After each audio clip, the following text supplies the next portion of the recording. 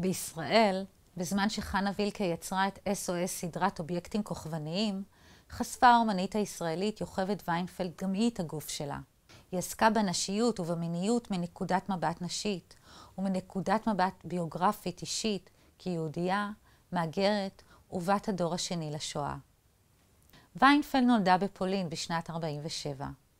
ההורים שלה הם ניצולי שואה. בשנת 1957, כשהייתה בת 10, עלתה המשפחה לישראל. ויינפלד, שהייתה רגילה לאנטישמיות בסביבה הפולנית, הייתה מופתעת מהגילוי שבישראל כולם יהודים. אבל היא עדיין המשיכה להרגיש אחרת וזרה, הפעם כעולה בישראל הצברית. כבר מגיל 16 התבלטה ויינפלד בכישרון האומנותי שלה, ולמדה האומנות אצל רפי לביא. עוד לפני שהייתה בת 20, היא הציגה את העבודות שלה.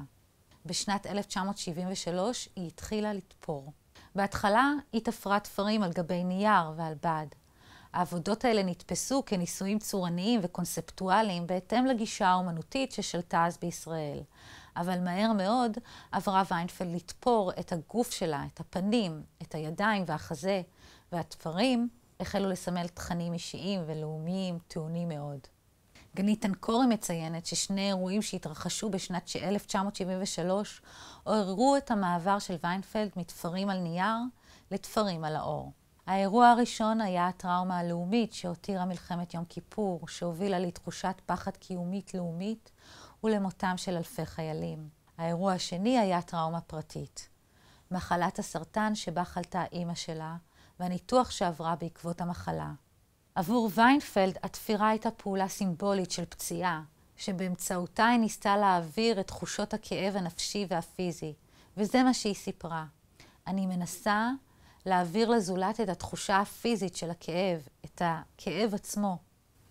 חשוב לציין שעבודות התפירה של ויינפלד רק נותנות רושם של עבודות מזוכיסטיות. במציאות היא לא הזיקה לעצמה ולא תפרה את הגוף והפנים. הצילומים עברו עיבוד כדי לקבל את אפקט התפירה. הפעולה הפמיניסטית כאן היא הצגת גוף נשי כואב. אבל גם לתפירה עצמה, שמייצגת תפקיד מגדרי נשי מובהק, יש חשיבות רבה באמנות הפמיניסטית. התפירה על הגוף נהפכה לעינוי אמיתי וסימבולי כאחד ומרמזת על קורבן נשי. התפרים חוסמים את הפה ומפריעים לדיבור, לצעקה, למחאה, והם קושרים את הידיים, מטילים מום ומחבלים בחופש הפעולה. התפרים על הגוף מכוערים ומזעזעים, ובאופן הזה ויינפלד, בדומה לווילקי, מפריעה להחפצת הגוף הנשי, והורסת את ההנאה המציצנית של המבט הגברי. בשנת 1976 יצרה ויינפלד מיצג ששילב הלכות שעוסקות בטהרה ואבלות משולחן ערוך עם טקסים שהיא המציאה. זו הייתה הפעם הראשונה שבה התייחסה ישירות לזהות היהודית שלה. בטקס שהיה מטריד וקודר הופיע ויינפלד גישה פסיבית שעל הגוף שלה מתבצעות פעולות משפילות ואלימות. דוד שפרבר עסק במיצג הזה בשיעור 3 והציג כיצד ויינפלד מותחת ביקורת פמיניסטית על השפלת הגוף הנשי בהלכה היהודית. אבל העבודה הזאת היא לא רק ביקורת פמיניסטית אלא גם עבודה אישית מאוד שמטפלת בתחושות הגוף הנשי היהודי הרדוף שלה. כבת להורים ניצולים ולאור עבודות מאוחרות יותר שלה, ניתן לקשור את היצירה לזיכרון השואה ולאבל על הסבים שלה שנרצחו. ויינפלד עוברת טקס משפיל ואלים עם מנוקה, מגולחת, ולאחר מכן מולבשת בכותונת ובפאה. בזיכרון האישי של ויינפלד ובזיכרון הקולקטיבי, הפעולות האלימות על גופה מזכירות את פעולות הדה-הומניזציה בזמן ההגעה למחנות הריכוז, שבהן גילחו את שערות הראש של אנשים, הפשיטו אותן ורחצו אותן, ולאחר מכן הלבישו אותן במדי אסירות. ויינפלד אולי ניסתה לשחזר איך היא עצמה הייתה מרגישה אם היא הייתה שם. בשנת 1979, בתערוכת יחיד חלוצית במוזיאון ישראל בירושלים, היא כבר הציגה את עצמה כאסירת מחנה ריכוז באופן ברור. בתערוכה הוצגו 10 עבודות שהתבססו על זיכרונות וטראומות ילדות של ויינפלד כבת הדור השני וכילדה יהודייה בפולין האנטישמית שלאחר מלחמת העולם השנייה. בחלק מהעבודות ויינפלד עוסקת באופן ישיר במיניות ובאונס של נשים בחברה בכלל ובשואה בפרט. בעבודה נוספת משנות ה-80, ויינפלד משלבת בין ביקורת פמיניסטית ובין היותה יהודייה בעולם אנטישמי שידע את השואה. בעבודה הזו היא מציירת 8 דמויות מפורסמות של ונוס העירומה, שהיא שאלה מרבי האומן הגדולים, גברים כולם.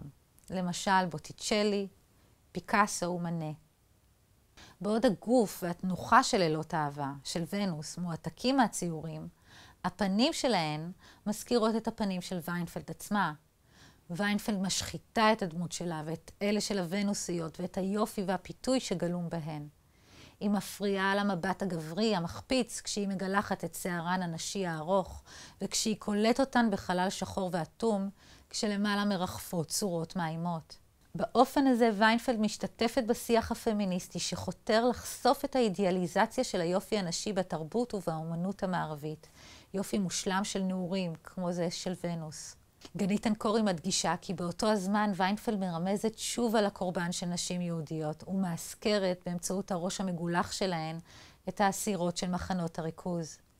ויינפלד מנסה להפוך את עצמה לוונוס, אבל המוצא שלה לא מאפשר לה לעשות את זה. היא תמיד זרה, אחרת, מאוימת.